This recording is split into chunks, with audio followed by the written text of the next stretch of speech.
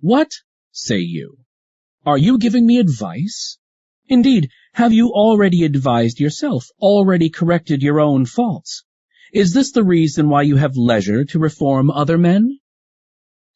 No, I am not so shameless as to undertake to cure my fellow men when I am ill myself. I am, however, discussing with you troubles which concern us both, and sharing the remedy with you, just as if we were lying ill in the same hospital. Listen to me, therefore, as you would as if I were talking to myself. I am admitting you to my inmost thoughts, and am having it out with myself, merely making use of you as my pretext. I keep crying out to myself, count your years, and you will be ashamed to desire and pursue the same things you desired in your boyhood days. Of this one thing make sure against your dying day. Let your faults die before you die.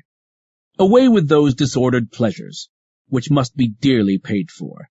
It is not only those which are to come that harm me, but also those which have come and gone. Just as crimes, even if they have not been detected when they were committed, do not allow anxiety to end with them, so with guilty pleasures, regret remains even after the pleasures are over.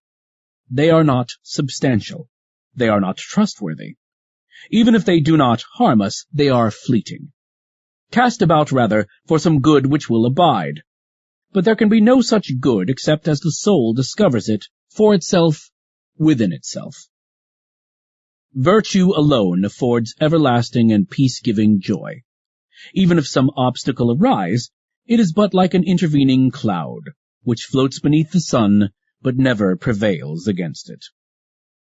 When will it be your lot to attain this joy? Thus far you have indeed not been sluggish, but you must quicken your pace. Much toil remains. To confront it, you must yourself lavish all your waking hours and all your efforts if you wish the result to be accomplished. This matter cannot be delegated to someone else. The other kind of literary activity admits of an outside assistance. Within our own time, there was a certain rich man named Calvisius Sabinus. He had the bank account and the brains of a freedman. I never saw a man whose good fortune was a greater offense against propriety. His memory was so faulty that he would sometimes forget the name of Ulysses, or Achilles, or Priam, names which we know as well as we know those of our own attendants. No major domo in his dotage, who cannot give men their right names, but is compelled to invent names for them. No such man, I say, calls off the names of his master's tribesmen so atrociously as Sabinus used to call off the Trojan and Achaean heroes. But nonetheless did he desire to appear learned. So he devised this shortcut to learning. He paid fabulous prices for slaves, one to know Homer by heart, and another to know Hesiod. He also delegated a special slave to each of the 9 lyric poets. You need not wonder that he paid high prices for these slaves. If he did not find them ready to hand, he had them made to order. After collecting this retinue, he began to make life miserable for his guests. He would keep these fellows at the foot of his couch, and ask them from time to time for verses which he might repeat, and then frequently break down in the middle of a word. Satellius Quadratus, a feeder and consequently a fawner upon addle-pated millionaires, and also, for this quality goes with the other 2, a flouter of them, suggested to Sabinus that he should have philologists to gather up the bits. Sabinus remarked that each slave cost him 100,000 sesterces. Satellius replied, "You might have bought as many bookcases for a smaller sum."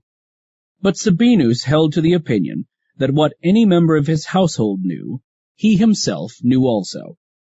This same Satellius began to advise Sabinus to take wrestling lessons. Sickly, pale, and thin as he was, Sabinus answered, "How can I? I can scarcely stay alive now."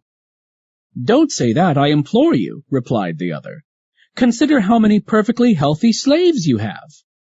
No man is able to borrow or buy a sound mind. In fact, as it seems to me, even though sound minds were for sale, they would not find buyers. Depraved minds, however, are bought and sold every day. But let me pay off my debt and say farewell. Real wealth is poverty adjusted to the law of nature. Epicurus has this saying in various ways and contexts, but it can never be repeated too often, since it can never be learned too well. For some persons the remedy should be merely prescribed. In the case of others, it should be forced down their throats. Farewell.